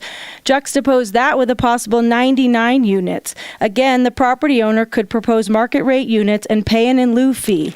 It's done before, countless times here. Is this site suitable for this type of development? It is adjacent to I-80, which brings air, noise, and other pollutants, not to mention social justice issues. The neighborhood is constrained by the hospital, is already suffering from a lack of parking, not to mention the issues with the proposed grocery outlet down the street. The staff and Truckee River Watershed Council are working to create a year-round park with trails on the northern portion of this site at the dairy. How will these uses work together? When the town incorporated Tahoe Boca, aka Canyon Springs, it was approved at 87 units with no further subdivision. When the town elected to triple the zoning with 1 unit per acre, it created a land use nightmare that we've been suffering through for the last 25 years. Please do not make the same mistake tonight. Tonight is not the time to make this decision. The general plan update process is the forum by which a decision of this nature should take place. This is not just about numbers on paper. Upzoning this site to allow 99 units brings a whole slew of impacts that must be discussed, vetted, and mitigated before any approvals. I strongly urge all of you to deny this request and postpone this decision until the general plan update land use discussion. There are other sites the town can upzone and sites the town can work with. If the town is serious about putting workforce housing on this site, they should purchase the property before any other decisions are made. This must be a benefit to our community, not a wolf in sheep's clothing. Thank you for the time to comment. Thanks. Good evening, council members. Alexis Aller, Executive Director of Mountain Area Preservation. I did submit a letter yesterday just addressing our concerns with this rezone, as well as an attachment of our letter from 2009, our first executive director, Caitlin Bachland, addressing those same issues. So, really, from a land use perspective, nothing has changed. The site is constrained. It's steep slopes. It's densely vegetated. The access point is a huge issue. To even contemplate 99 units being developed on this site and one ingress and egress, those vehicle miles traveled, all of the things that come with a land use application are somewhat frightening when I look at this site. And so that's why we're here tonight. We understand the housing element is out of compliance, and that's it's really a shame because I know that jeopardizes things for the town, but making a serious decision on a rezone is a large land use discussion, something that is really meant for the general plan update, something that I think many of us in this room are really excited to dive into, and we've all been kind of slowly dancing to that first workshop. And so I really feel in our organization and many community members that have come to us to talk about this over the years, because this is not new, really feel that this should be paused, and we should wait to address this property during the general plan update. And maybe there is the ability to go talk with the state, but this is not the right zoning for this parcel. This parcel is heavily constrained. And I just as Nikki said, there's other sites, the Hilltop, we're going to discuss hopefully in the general plan update to upzone. PC3, the regional commercial parcel, those applicants would like to do more housing there. And so I really hope that you choose to not support this rezone this evening. And I also want to bring up the fact that, this next general plan update will be addressing environmental justice as an element. And those are all things that are woven into appropriate sites for low-income housing. And this is adjacent to a highway. Air quality is an issue. Traffic is an issue. This is not the right site for this type of density. So please wait if you can, make a right decision and not rezone this property tonight. Thank you.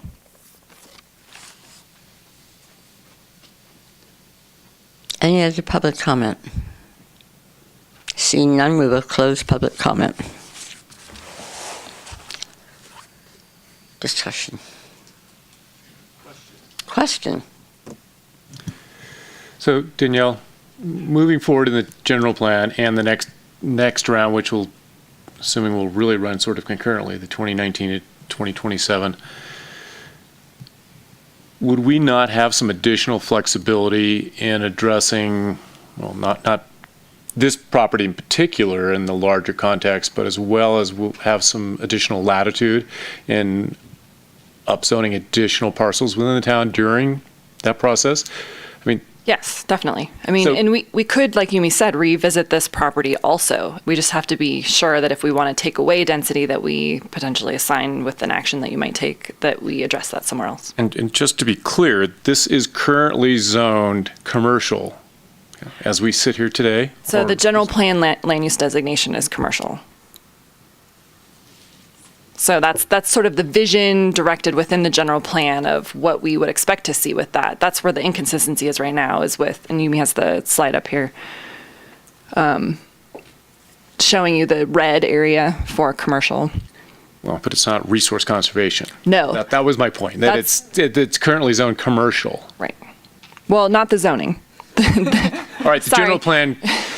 General plan. So we'll go through these. So you've got the general plan land use designation on these two slides showing what's existing. So that's commercial, with our proposal to change it to residential. When you get down into the zoning level right now, it is resource conservation because we never changed it.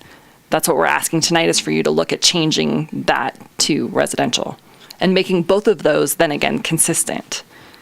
Well, but that would need to happen regardless of the RENA numbers, would it not? We should clean it up, yes. I mean, so even if you didn't take action on this specific request, I mean, having that resource conservation with a commercial general plan land use designation is not ideal because it's not consistent. It's not allowed. Yeah. So that's, yeah. Yeah, there's really no development potential in resource conservation zoning. It's intended to be for open space.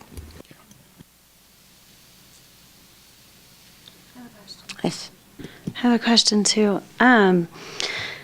So I guess for me right now, the biggest concern with not rezoning is missing out on potential grant opportunities. How often do we apply for grants? How many, if we were to wait until we really took a closer look during the general plan update, how many grants would we not be getting?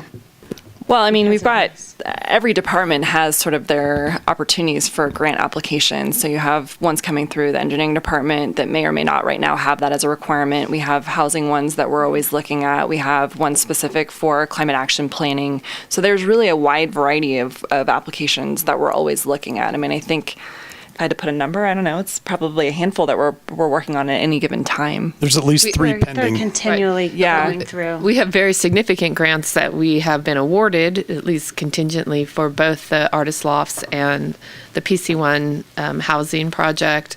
We've used extensive grants for our Truckee River Legacy Trail. Mm-hmm. So there, we're not saying those would all go away, but those are some of the opportunities we've used in the past. We have one pending with Northern Sierra AQMD to buy an electric vehicle and build a charging station. We have one pending, I think, for some transit center upgrades. We have one pending for the courtyard improvement project. Those are just the ones I can think of pending at the moment. And Sierra Pines. David? So sort of a somewhat related question. If we, bearing that in mind, and if we said, okay, let's work on our August deadline, getting everything up to speed by August, giving the general plan update an opportunity to launch, we're talking about 8 months effectively of a period of risk where any grant applications might be at risk. If we come around and come to some conclusions and have a new housing element by that period of time, then we're back in the game. Is that a correct interpretation? Well, I mean, in terms of risk related to grants? Yes, but the state's not going to certify our next housing element if we're out of compliance with our previous ones. So we still would have, that 8 months, I suppose, to work on some additional rezoning. But yeah, that's the time frame. Okay. The current housing element, however, is good through June, right? June 2019. That's what I read in the housing element. Yeah, that's right. Okay. So what we have in place today is still valid until June of 2019, but we need to get the update done by August of 2019. No? So, well, I mean, the challenge is that it's the fourth cycle numbers that we worked with the state on to have them basically shift those into our fifth cycle. So that's our current general plan. Okay. And so we're really still trying to achieve that fourth cycle number compliance. So we're catching up. So we're catching, right. So we're catching up. So this will allow us to finish that out and move forward. Okay. Got it. And maybe I'm misjudging the state, but just because we come into compliance, does that mean they will remove any restrictions that they've been placed on us? Also known as, grants and things like that. We may come into compliance on August 1st, and they may wait until 2020, 2022. They don't have to change our ability immediately. I believe that's correct. I think, I don't know, Andy, if you've got a different opinion, but I would worry that they'll get around to reinstating us when they want to, not when we. I think that's a possibility. And also, the state has been known to delay doing things for jurisdictions that they think have not been cooperative. That's a nice way of putting it. Thank you. If we rezone this property, can we reduce the number of units that would be allowed to less than the maximum? I don't know. The requirement is the 18 dwelling units per acre. But you could, with a future project, based on that specific project, reduce the density if there were constraints identified and there were findings made specific to those constraints. But couldn't you designate, let's take out of the 5 point whatever acres we're talking about, 4 of those or 3 point whatever of those will be zoned for the housing, and is there some way to structure it in that fashion that? I mean, typically what we see happen is that, a lot of properties within the community have a zoning designation for it. So if it's 12 units per acre, 15, whatever it is. And most developers will come in with a project where, maybe there's sort of whether it's a wetland on site, or they've got a rock kind of outcropping that blocks something, or there's a scenic corridor constraint. And then all of those things cumulatively get looked at by the planning commission, and they are able to kind of talk about those in terms of all of the general plan expectations for residential development. It's tough to do that using zoning as a tool for a couple of reasons. One is that the state does say that we have to have the certain minimum number of units per acre. And if you tried to zone part of a parcel for commercial, or strike that for residential, and then part of the parcel for open space, then you have split zoning on the parcel, which is really disfavored for a lot of reasons. So as Danielle said, even though zoning's not a great tool for that, there are ways as part of the project review process that can get you there. Right. But we cannot stipulate that at this time. It has to be when a specific project comes forward. Right. Right. Morgan? Mayor, yeah, I want to raise a really good point I think Nikki made about just because it's zoned for 18 units per acre, and this is obviously true across the state with housing elements, but how do you ensure that that zoning actually turns into workforce housing and not just, like, why does the state care so much about zoning when there isn't actually a mechanism to require that what gets built is workforce?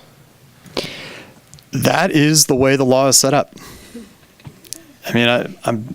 Yeah, and I don't know. I mean, they're probably not looking at it from the same perspective that we have a lot of second homeowner interest and sort of other parties that come to do vacation rentals and things, that they just haven't kind of cracked into that yet. I think they're just looking at if we increase the supply of housing, then that will help with the availability and drive the prices to something more reasonable. I mean, that's sort of our understanding. I mean, the entire RENA process and the RENA allocation, it's a pretty blunt tool.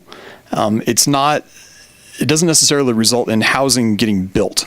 It just is intended to create opportunities for housing to be built, or opportunities for people to occupy that housing. Mm-hmm. You may think it's an imperfect system, and I wouldn't disagree with that. And then I guess to me what this comes down to is, so personally, I think that the air quality and the proximity of the highway is a serious concern, and the lack of housing is a very serious concern. And, the site being a half mile from the center of our town means it is pretty much in that target zone for places where we would want to see housing.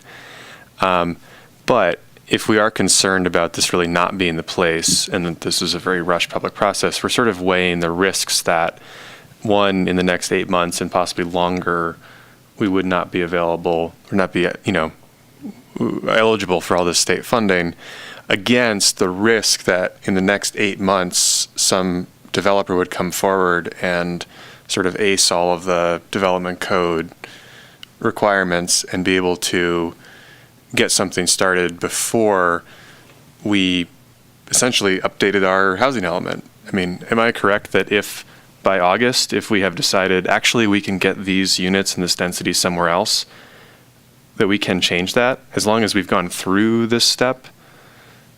Yeah, no, definitely we can. Andy is scrunching his face a little bit. No scrunching. Scrunch free. So we can, 8 months from now, we could change the zoning here. And so to me, I'm just gonna, to me, that's the question we're being asked the judges. What's the biggest danger to what's best for Truckee? Does a project come forward that we really don't like and get done in 8 months, or that we lose the ability to apply for these grants?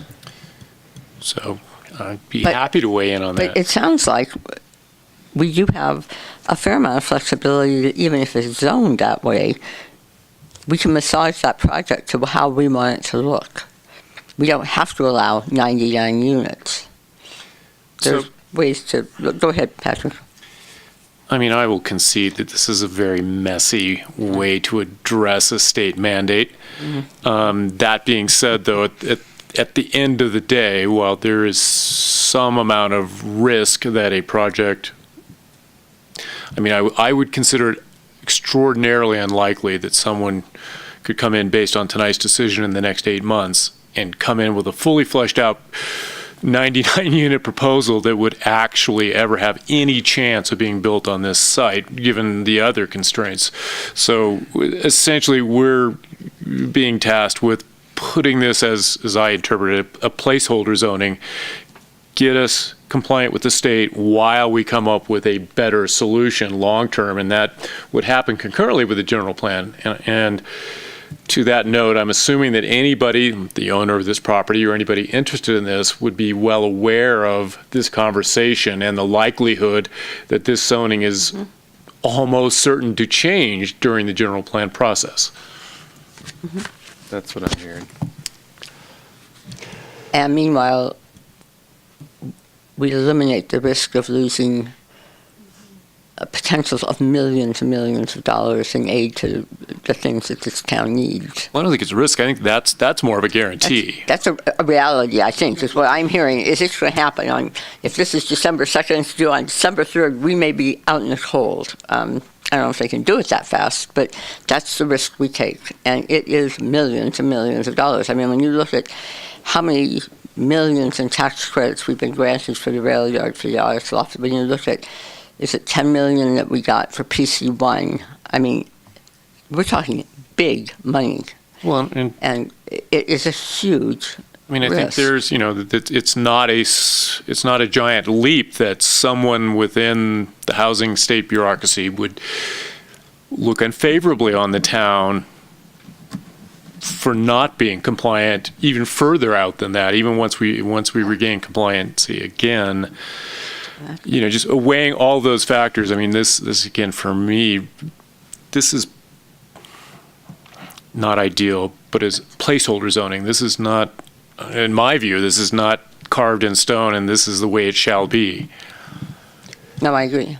David? Yeah, I don't disagree with a lot of what's been said. I think, though, it feels like we're backed into a corner, and this is a terrible way to be making land use decisions.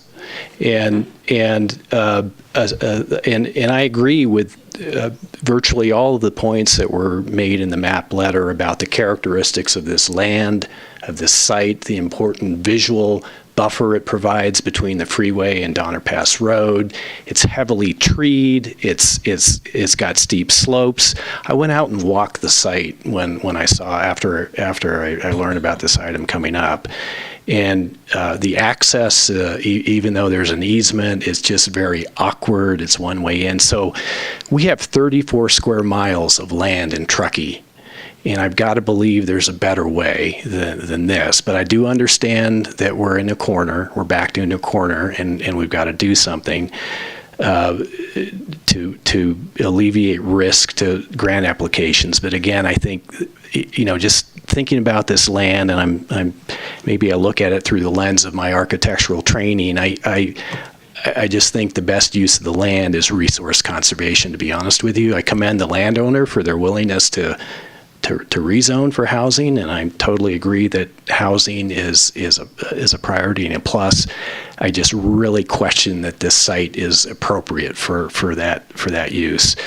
That said, I think what I would suggest, if we are, it sounds like we've got sort of a consensus here to think about revisiting this during the general plan update, I would suggest that we add a sentence to the 8th whereas in the resolution. There's, a dozen whereases there, but some sentence that acknowledges what the Planning Commission recommended, which is that we revisit this, or we look at this within the larger context of our overall community appropriate sites for housing. I don't know how exactly what that sentence says right now. I'm just throwing this idea out for council consideration so that we acknowledge that we are going to be revisiting this in a formal way. That we're not just accepting the resolution as is, meaning we're changing the zoning and it's done. That we do have that opportunity formally to come back. So if you all are amenable to something like that. Andy looks to be reviewing that. I have a question. The eighth whereas. Whereas the town council reviewed the housing amendments, et cetera? Yes. Whereas the town council reviewed the housing amendments at its October 23rd hearing, at which time the town council considered all information and public comment related thereto, and something to the effect that we reserve that opportunity to come back and consider this site as part of the general plan update. Something that sort of captures that idea. And I would be all in favor of that, so long as that language does not trigger a compliance issue with the state. Since, again, I agree, David, completely. This is, in any normal conversation, this would be a no for me for this kind of, I just don't think it's appropriate. But given the larger context of what the risk reward and our guaranteed consequences is the only reason for me that I would be in favor. So I'm all on board to the extent that we can modify our language so long as that doesn't trigger compliance issues with state housing. The state has never asked us for copies of our resolutions for the actions that we have taken. And I don't see a risk, and maybe Andy, correct me if I'm wrong, if the language says something to the effect of the town reserves the opportunity to revisit the general plan land use designation and or zoning as part of the general plan update. Yeah, I might suggest that rather than adding it to the 8th recital, it might work as a third, be it further resolved, because the recitals are typically used to kind of tell the story, and the resolutions, the be it further resolved bits, are kind of intended to explain what you're doing, the actions that you're taking. So you could do something like, be it further resolved, the town council expresses a hope or belief or an intention or something, that the zoning of the site be further revisited during the general plan update process or something. Therefore, be it resolved. That's why we retain Andy. And so, well, and I think the more important point here to make is that if we want to reflect the sort of, I think the tone of the council, the more important resolution is that let's not be behind on our housing element. Yes. Let's be out ahead of this. The town is committed to going above and beyond in terms of zoning and other laws to allow for housing. And to that end, we intend to fully consider all of our housing opportunity sites as part of our 2019 process. Hopefully this will serve as a very valuable lesson. We got a slap on the wrist, and let's not do it again. And Jessica, you had a question. Well, it's kind of been addressed. I was going to ask, if I recall correctly, the Planning Commission slide that had the asterisk on the bottom said, do an interim measure that would bring us into compliance now until we can revisit with the general plan update. So can we do it as really an interim measure, and therefore if someone wants to come forward with a project and we can't then be blamed for making changes underneath them. They've got a project in the works now, and now we're changing the general plan, and that's not really fair. So just to be really, really clear. Well, that's what David's asking for. It's right, a piece in what we pass that specifically says. Right, this is going to be revisited. We are granting that opportunity as of now. Right, so if and when someone comes forward with a project, they know that It's might be being changed reviewed. out from under them, and we've been very, very clear and straightforward that is really the intention, yet we also understand that we're backed into a corner and need to be compliant with the state. And Danielle, I would make the assumption that staff would make this abundantly clear to anyone that happened to come in this relatively short time frame that the zoning would be in place or might be in place. Yeah, I mean, we've had frequent discussions with Ciro Mancuso, who's the property owner, so we'll continue that dialogue with him. It's not our understanding right now that it's, actively being marketed, but I know that they've had it on and off for over the years. So we'll just make sure that it's really clear with him, the council's action. So question for Morgan, I appreciated what you were saying. Or were you suggesting adding something to that effect in the therefore be it resolved as another, one more therefore be it resolved? I think it's just kind of the same thought. I mean, let's lead with the fact that we intend to exceed our housing requirements, and we think that the best way to do that is by a more holistic evaluation. That would mean perhaps finding better sites than this one to put this housing. Right. Well, and certainly staying ahead of the curve rather than getting behind as we have in this situation, which has forced us to be having this conversation, unfortunately. Exactly. So again, making an assumption that if we were to wait until we actually had that language tidied up, strengthened, which could probably occur at the next meeting without an in-depth public hearing. Can't we just amend the resolution? I think we can do it right now I think we're getting the language. if we so choose. Yeah, he's making language for us so we can amend a little hesitant about a resolution. He's writing, that's why. I'm fine either way. If we can figure it out now, great. If we need 2 more weeks or whatever. Well, I would probably defer to Andy's level of comfort with said language. Let's see what he comes up with. No pressure, Andy. Okay. All right, here we go. Here's some language. And there's an optional second part. The first part is the Councilmember Tierman part, and the second optional part is the Councilmember Goodwin part. So it could be it further resolved, the Town Council hereby expresses its intent to further review the appropriate zoning and general plan land use designation for this site during the general plan update process, and then optionally, comma, as part of the town's efforts to meet its obligations regarding its regional housing needs allocation. Well, forget what I said about making these on the fly. I think we should amend tonight's legislation. I would certainly be okay with having both of those added. I agree. Agreed. I see nodding heads. Would someone like to make a motion to that? I will move. What he said. It's the second part of the slide where it says introduce. No, sorry, it's both of them. I thought Yumi was talking. It says I'm planning, just the gonna planning condense commission's this. recommendation. I will move the staff recommended 7.3 as amended. As amended. Do we hear a second? Second. Okay, Jen, I'm going to ask you to take a voice vote. Councilmember Flora. Yes. Councilmember Goodwin. Aye. Councilmember Abrams. Yes. Vice Mayor Tierman. Aye. Mayor Wallasty. Yes. Passes unanimously as amended. Thank you. Thank you, Yumi and Danielle. And now we've eliminated 7.4, and now we're moving backwards to cannabis.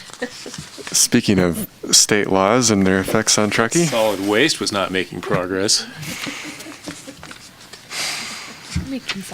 Well, John and I were talking earlier. I think some of us predicted a long time ago in hearings that we probably would be tied up with the state making changes to this for a very long time. Yes, good evening, and I am sorry to say I'm here to talk about some additional wacky things that the state is proposing to do beyond just housing elements. So I know you thought you wouldn't see me for a while, but I am back, and I'm back because last Friday, the state released revised regulations to the ones that we talked about a couple months ago back in August. So what I'm going to do is provide a little bit of background for those that may not have been here that night, and then talk about what we're asking your council to do tonight. So first thing is, as I mentioned, there is a second set of regulations that have been released. Those were released on Friday. These are amendments to the ones that we talked about back in August. And what they are doing is they will be codifying the 2017 emergency regulations. What happens now is that these will become the permanent regulations, or I should say quasi-permanent, because I think we all expect to see ongoing changes since this is really a new world. These will be the permanent regulations in place for commercial cannabis. What these do are implement two sets of laws, the MAUCURSA, this is the one that regulates both adult use and medicinal cannabis, and then Prop 64, which is what we all voted on 2 years ago to legalize recreational cannabis. So what I talked about 2 months ago was two changes that we felt were important to the town. First is the state is proposing a regulation, and it's re-proposing in the most recently released regulations, a regulation that would allow cannabis to be delivered in all California jurisdictions. So all cities and counties would no longer be able to ban deliveries within their local jurisdictions. That is a very unique change that we saw just in the past couple months. And then a second change that the state is proposing is that cities and counties have only 10 days to verify the validity of an operator stating whether or not they're able to operate within that jurisdiction. It was previously required to be 60 days, and for reasons unknown, they've now reduced it to 10. So something that's important to understand is that the first change that I talked about, the one that you see on the left side of your screen, as I understand understand it, in the past couple months, the state received over 6,000 or about 6,000 comments on about 100 pages of regulations proposed by the Bureau of Cannabis Control. Of those, 3,000 of the comments were directed solely to this change that's being proposed by the state. So obviously it's been a very important change that's been proposed that's received a high level of interest from a variety of stakeholders. So what is actually being proposed? So what you see in green is what we talked about 2 months ago, back in August. And what's been proposed as of Friday is this additional language in yellow. So what section 5416D now says is a delivery employee may deliver to any jurisdiction within the state of California. So this is what we talked about a couple months ago. What's been added is provided such delivery is conducted in compliance with all delivery provisions of this division. So little unclear why that additional language is necessary. In my opinion, it's sort of understood that if you're operating as a legally licensed delivery business in the state, that you should inherently be required to comply with the remaining delivery regulations. So not real clear why that's been added, but it apparently was important to do so, or was deemed important by the Bureau. So most important to note, the Bureau is still proposing the change that I talked about here that so many cities and counties have been interested in. So what I talked about a couple months ago is really the concerns that we see with this regulation. In particular, we think it's directly contradictory to what was required in Prop 64, which explicitly granted cities and counties the ability to adopt regulations to regulate all commercial cannabis activities.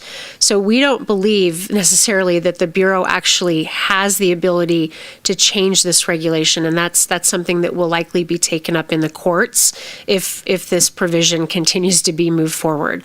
What it really does is it preempts our ability to determine if cannabis delivery should be allowed. So we all know we've already answered that question. It took us 2 years to answer that question, and we did say yes only to deliveries within the town. So in some ways, this won't necessarily impact the town of Truckee, though it could in the future if we decide to change any part of our regulations, whether to roll them back if we deem them to be problematic, or if we want to move forward in a different way. We're starting to see some sort of gradual chipping away of the town's ability to to regulate cannabis as we see fit.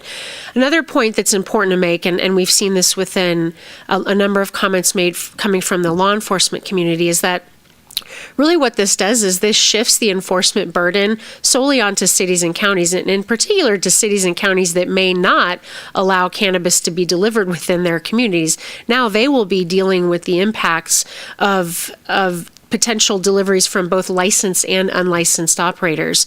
And there's some definite concern there, in particular because these places may not be adequately resourced to provide that level of enforcement. So there's a definite concern there.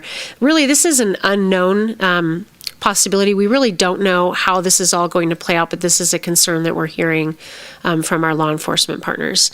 And then, as I mentioned, we think that this actually exceeds the Bureau of Cannabis Control's regulatory authority. We're not really clear how they're able to do this, although I'll talk a little bit about how I think they're trying to find a pathway to this. And it relates to what appears to be a new interpretation that they're making, that this actually isn't new policy or new law, but rather it's clarification of existing law that goes back to the regulations that were put in place in 2017. And I'll talk about that in a second. And then the second concern that we have relates to when we receive notice that an operator has applied for a license at the state level. What was previously given us was 60 days total to respond, to verify that that license is valid within the town. What's being proposed now is 10 days, so a much quicker turnaround time. We don't know exactly how many of these will be forwarded to the town, so that's an unknown. And a bigger concern is that it's the regulations are silent on what happens if we miss that deadline.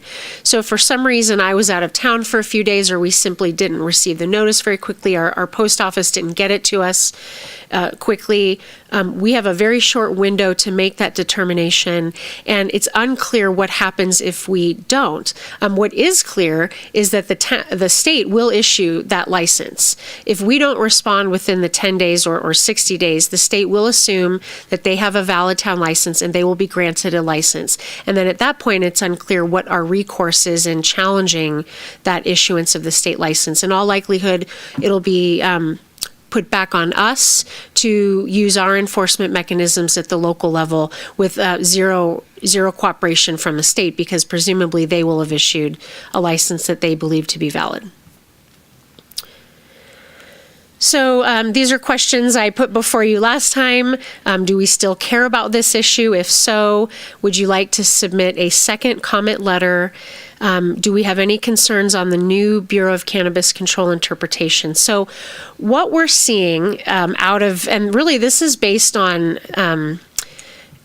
newspaper reports, a lot of media reports that I've been following in literally just the past couple days, that the Bureau is essentially saying that they are clarifying a requirement that was in the 2017 emergency regs that really nobody opposed because nobody interpreted them this way. What the state is saying is that the previous regulations said that cities and counties cannot prohibit cannabis deliveries via public roadways. And what they're now saying is that that means that every city and county must allow deliveries within their borders. And personally, I think it's a bit of a stretch for them to go there. And I'm not alone. I've read several letters in the past couple days, really that relate back to a couple months ago, where a number of jurisdictions across the state are also saying that same thing, that this is not what you said back in 2017. This is very different. You do not have the authority to change state law through, an agency does not have the authority to change state law. So I suspect that this issue could be litigated, don't know. It is troubling to see the state interpret it this way. My position in the letter that's included in your packet tonight is that I would think that given the high volume of comments that have been received solely on the single issue, that had everyone known that that's what the state meant back in 2017 with the regulation about not prohibiting what's really transportation of cannabis on public roadways, not delivery, that this issue would have likely garnered a lot more attention than it did last year, and that it's doing so now because nobody has interpreted it the way that the BCC staff currently are. So some concerns there, at least at our level. Certainly, we're curious to know if the council has those concerns, and then if you do, we've prepared a letter that we could certainly forward to the Bureau once again. Unknown if it will have any impact. It's certainly the high volume of letters that they've received on this issue doesn't appear to have had significant change other than it resulted in the inclusion of this language in the code. That's all I've got. Happy to answer any questions. Thank you, Jenna. Questions? Janet, sorry, I didn't print out the staff report. Well, just a quick question. What was the response in regards to the 60 days versus 10 specifically? They've not made any changes, so they're still proposing the 10 days. No, but I mean our response, your letter back to them. Oh, we suggested a 30-day turnaround time, that we felt like that would give us more time to ensure that the applicant is a valid town licensee and that they're in compliance with all the requirements of our own process. And those are calendar days, not working? Calendar.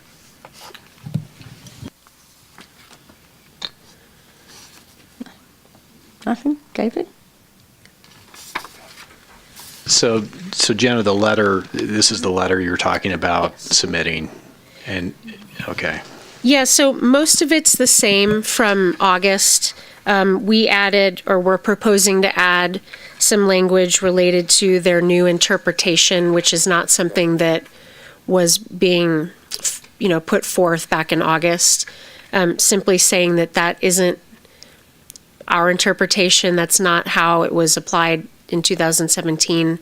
we believe if that had been if the state had stated their intent a year ago during the adoption of the emergency regulations, we think it would have been a big issue then. But most of the letter is the same from what we sent earlier.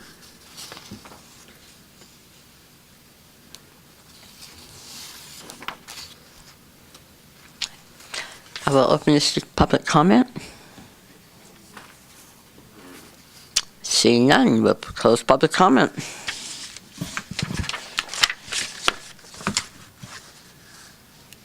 Yeah, let's resend the letter. I guess to me, my big concern is, once again, the state is taking away the authority that's been granted to local jurisdiction. And this is happening more and more. And they said, this is your problem, solve it, do it. We spent 2 years doing it. And now they want to take it away from us. Yeah. So I think we need to put them on notice that that's not okay.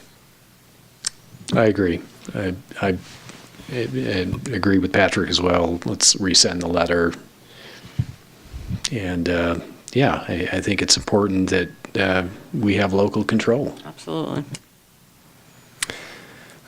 Yeah, I think. Do you need a motion for this or just nodding heads? I think either is fine. I mean, if there appears to be consensus on the dais, I mean, you can just tell us to do it, we'll do it. Councilmember Goodwin, did you have something you wanted to say? Yeah, thank you. I'd just say, I think it's clear that yes, we do still care. I think we will care as long as we feel like the public process that we went through is not being respected, and certainly if it was in vain. And I would just say, I think, way of putting it. I think it's actually a pretty simple update here, and I'm glad we were able to scramble and get it done. So, I mean, with that, I would move that we authorize the mayor to send the letter to the Bureau of Cannabis Control as written. Second. All in favor? Aye. Aye. Any opposed? Passes unanimously. Thank you. Thank you for scrambling all day today, Jen. I know it was quite a day. Afternoon email. Emergency. Oh, it started far earlier than that. Council reports. Yeah, we know where you've been. Yeah, more than. I attended last Thursday. I attended Community Soup Night at Tahoe Donner. It was very, very well attended and very, very delicious.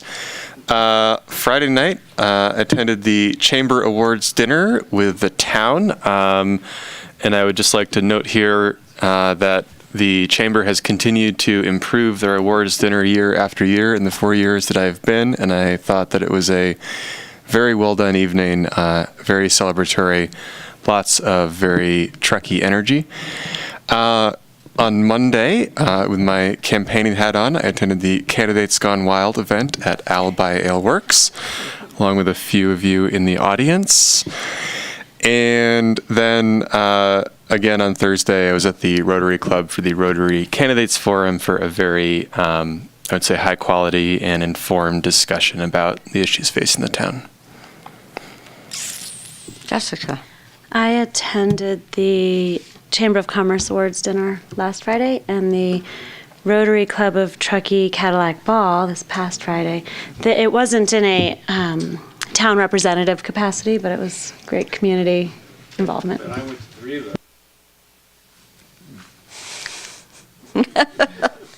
See what you get for going to Hawaii? David. Yeah, I too attended the Truckee Chambers Award dinner on the 12th of October and agree with what Morgan said about that. There was an amazing video. In fact, there were several very well done videos, but one in particular, the Chamber Commission, that really showcased our community in a beautiful way. You're talking about Grant Kay's time lapse. Former town employee. Incredible. It was fantastic, yeah. And then on the 17th, I attended the North Lake Tahoe Resort Association luncheon in Kings Beach, and they had the gentleman from Vail, the housing director speak there, and then the very next day, along with several of you from staff, planning staff, attended the Mountain Housing Council luncheon, where the same Vail housing director spoke about all they're doing in Vail and some very, very innovative, interesting ideas. Sorry to jump in if I may. I just wanted to note I also sat down with George, the housing director from Vail, and I found it very useful. So I'm glad you were there for lunch. Well, let's see. Got a whole list here. Yes, Chamber Awards dinner, and yes, they have refined it greatly. We were out of there by 9 o'clock, which was the first time ever. Did a ribbon cutting for the new Antero office here in Truckee, and they had 50 agents show up. Very surprising. They also have an office in Grass Valley, and they really showed up for this. And they gave a rather nice check of $2,500 to the Boys and Girls Club, which I thought was a great way to open. This last Saturday was Big Truck Day, probably the best attended that we've ever had from all the counts we saw. It was really amazing. And for those of you who have not recently been to the courtyard, you need to go. We have a new piece of artwork up there, and to say it's amazing is understating it. It is phenomenal. Right outside the animal shelter, I recommend highly that you go visit it quickly. This last Friday night, I went to Tom Raby's retirement party, and very well attended. My guess would be, and correct me, probably 150 people from all over. It was so nice to see old employees, old faces. Mary came from Wisconsin. Employees I haven't seen in years came. It was a terrific send-off to Tom, and he was very touched. Great event. And then, I wish Judy was still here, but I'm going to go ahead with this anyway. Midweek last week, we went to the PUD's open house, specifically to see a public posting vehicle that they're using that I would recommend very, very highly that this town considers. And in their lobby, they have a screen that will post their agendas. And the minute I saw it, of course, I wanted to change it. But my suggestion was, and immediately got into a conversation with the young man who developed it, who is willing to take it on, and then several other agencies, and it's a situation where they post their agenda off to the cloud,